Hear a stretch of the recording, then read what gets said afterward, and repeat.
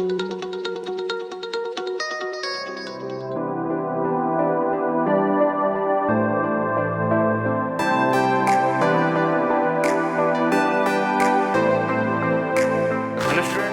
है आपका हमारी ट्यूटोरियल एडिटर पे।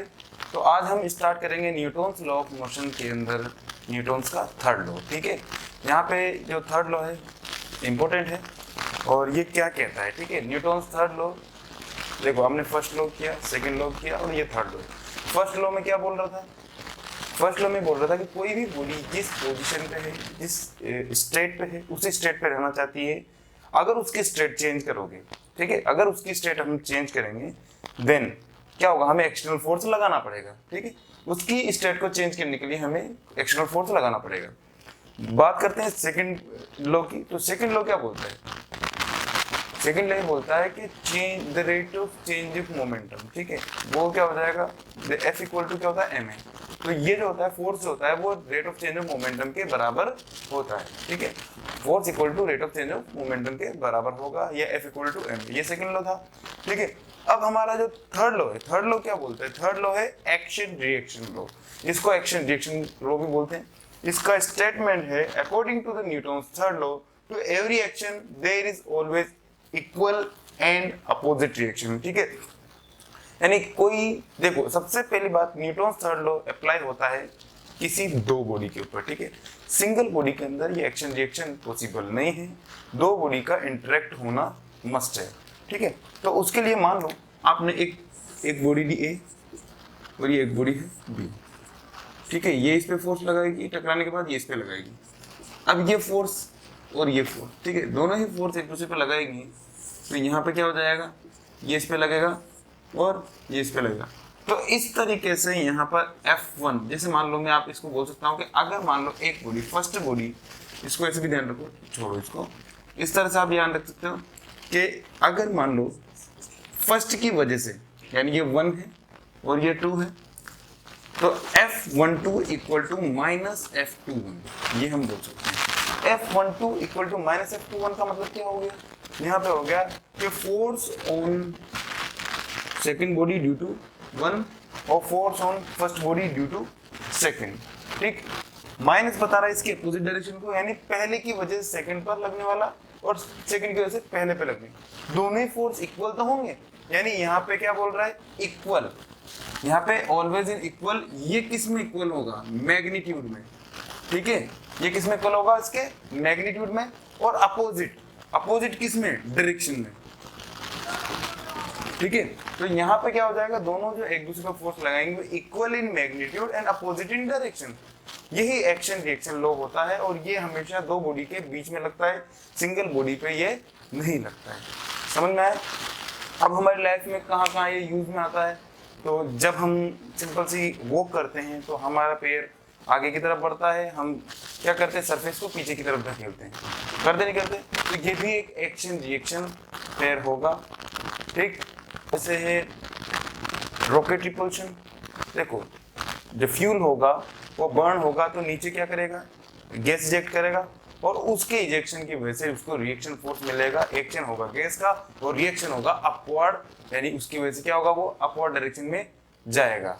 ठीक, ये हो गया रिकॉइलिंग गन। जब हम गन फायर करते हैं तो क्या होता है, पीछे की तरफ जब गन फायर करते हैं तो पीछे की तरफ आपको क्या लगता है, फोर्स फील होता है और बुलेट आगे की तरफ ट्रेवल करती है, तो वो एक्शन होगा आगे की तरफ, उसका रिएक्शन आपके शोल्डर पे आप फील करोगे। ठीक है, स्विमिंग करना भी क्या होगा, एक तरह का हमारे लिए एक्शन रिएक्शन। जब आप पानी को पीछे की तरफ धकेलोगे तो आप आगे की तरफ बढ़ोगे, ये होता है। वॉकिंग करना, ये सब किसका है एग्जाम्पल है? ये है न्यूटन थर्ड लॉ के हम एग्जाम्पल जनरल लाइफ में यूज देख सकते हैं, यहाँ पर ये पॉसिबल है।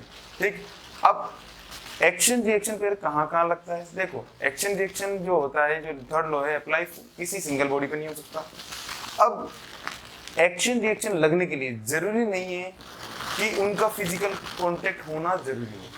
ठीक है, बहुत सारे जो फोर्स है हमारे पास, ग्रेविटेशनल फोर्स है, इलेक्ट्रोस्टैटिक फोर्स है, इनमें बॉडी कांटेक्ट में नहीं होने के बावजूद भी फोर्स फील करती है। ठीक है, तो यहाँ पर भी हम न्यूटन थर्ड लॉ को अप्लाई कर सकते हैं।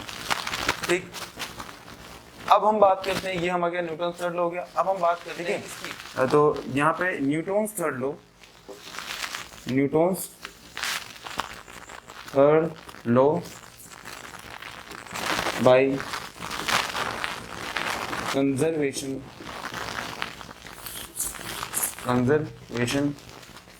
Of linear momentum. ठीक, तो अब हम जानते हैं कि अगर दो बॉडी है, ठीक है, तो दो बॉडी के अंदर टोटल मोमेंटम क्या हो जाएगा हमेशा, टोटल मोमेंटम कंजर्व होता है, ठीक है। तो चेंज इन मोमेंटम हमेशा क्या होता है, कंजर्व होता है। तो दो बॉडी का मोमेंटम हो जाएगा delta P1 plus delta P2 equal to क्या हो जाएगा, 0। Change in momentum total momentum क्या हो जाएगा, 0। ये होता है चेंज इन मोमेंटम टोटल 0 हो जाएगा। तो यहाँ पे क्या हो जाएगा, delta P1 equal to minus delta P2 होगा, नहीं होगा, होगा। अब आप क्या करो, दोनों की तरफ dt से डिवाइड कर दो, तो delta P upon delta T1 delta T equal to यहाँ पे क्या हो जाएगा, delta P2 upon delta T होगा, नहीं होगा। इसको इस तरह से कर दो, तो ये डेल्टा P1 क्या हो जाएगा, F1 equal to minus F2 होगा, नहीं होगा, हुआ नहीं हुआ। इसको हम क्या लिखें, change in momentum, the rate of change of momentum को फोर्स लिख सकते हैं। न्यूटन थर्ड लॉ क्या बोलता है, the rate of change of momentum is called the force. तो यहाँ पे हो जाएगा F1 क्या हो जाएगा, यहाँ पे F2, F1 equal to minus F2 हो रहा है हमारा ये। तो यहाँ पे हम इससे बता सकते हैं कि लीनियर जो न्यूटन थर्ड लॉ हम बता रहे हैं किससे, कंजर्वेशन ऑफ लीनियर मोमेंटम के कंसेप्ट। समझ में आया, यहाँ पे वेरीफाई हो रहा है, इसको आप याद रखें। ठीक, ये सिंपल है, ज़्यादा इसमें सोचना नहीं है, सिंपल तीनों लॉ हो चुके हैं।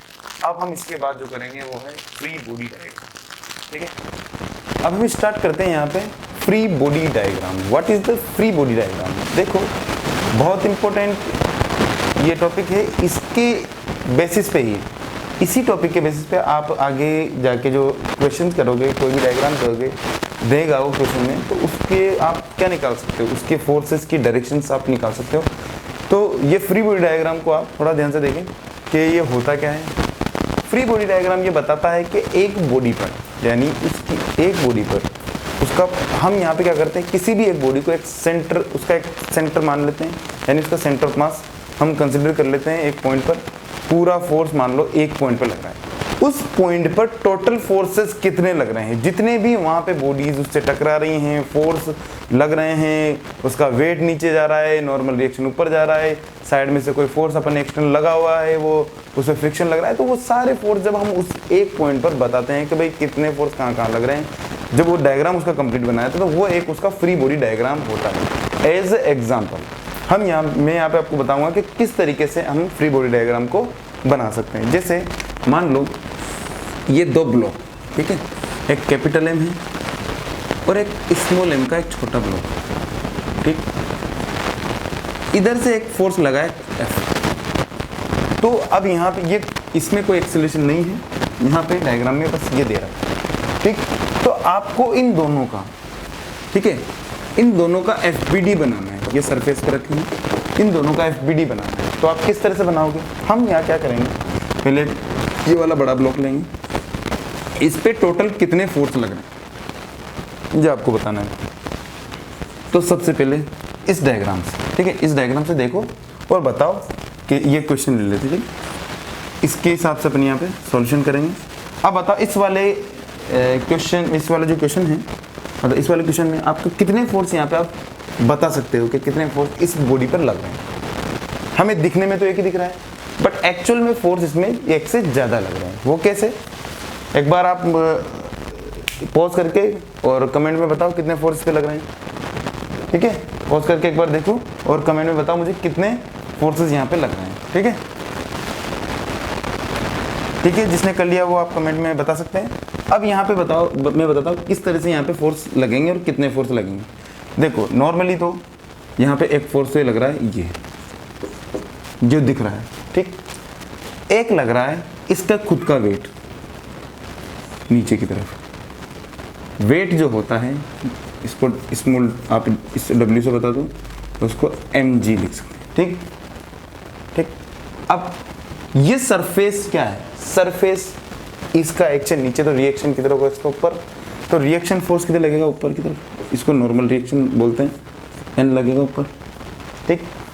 जब हम इसको इस तरफ धक्का देंगे तो ये भी क्या करेगा, ये भी इस तरफ एक फोर्स लगाएगा, तो इसका भी एक नॉर्मल फोर्स यहाँ पे इस सरफेस का इधर फोर्स लगा के इसको मानो ये फोर्स F1 लगेगा, इसका एक नॉर्मल रिएक्शन फोर्स, इसका रिएक्शन फोर्स इधर लगेगा, ये F1 लगेगा, दोनों के बीच का लगा नहीं लगा।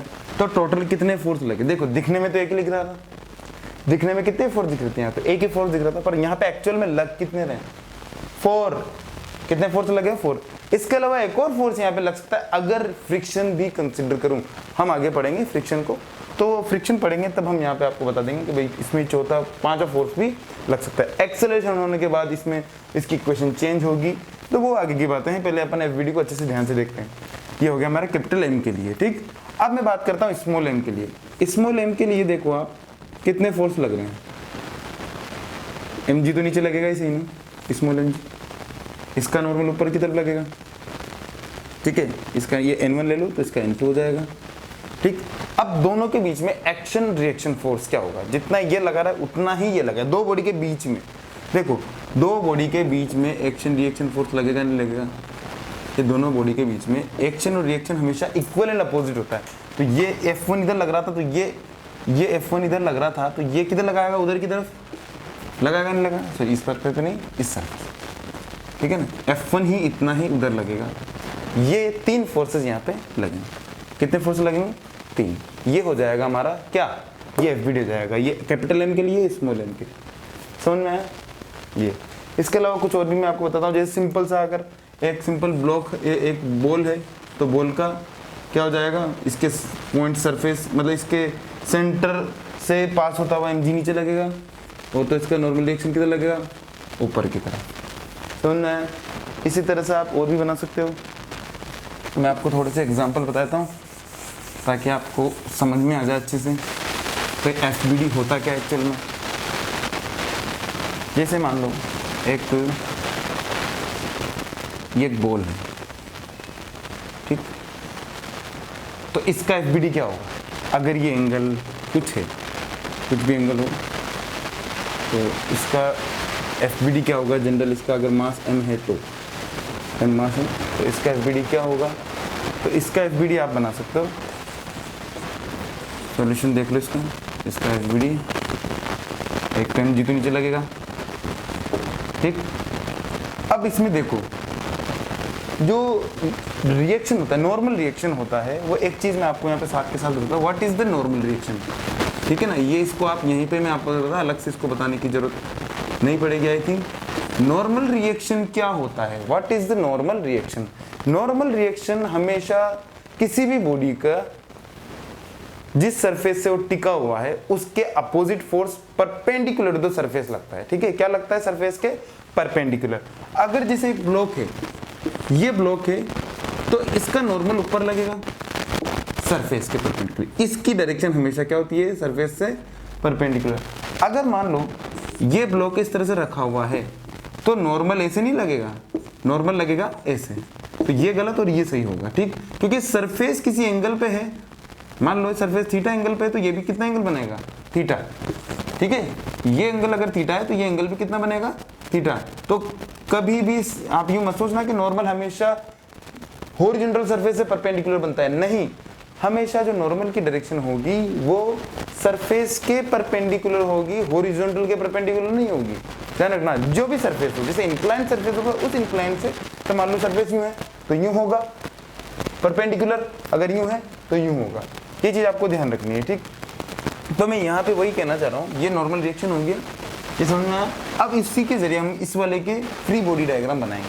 कैसे, यहाँ पे एक पॉइंट तो ये है, कोई एंगल दे रखा हूँ, तो इस पे देख लो, मान लो दोनों का एंगल थीटा है, ये दोनों एंगल थीटा है, तो इस पॉइंट से हमारा जो नॉर्मल रिएक्शन होगा वो कैसे लगेगा, ये इस तरह से जा रहा नहीं जा रहा, और ये इस तरह से, इसका रिएक्शन फोर्स इसके दोनों सेंटर से पास होगा, ध्यान रखना, दोनों फोर्स इसके सेंटर से पास होंगे, क्योंकि कोई भी अगर कोई भी स्फेरिकल बॉडी है तो उस पर लगने वाला फोर्स हमेशा उसके सेंटर से पास होता है। एक चीज़ याद रखना, ठीक है, जब भी उसके सरफेस से कोई फोर्स देखो परपेंडिकुलर फोर्स लगता है तो उसके सेंटर से पास होता हुआ लग जाता है, ठीक है।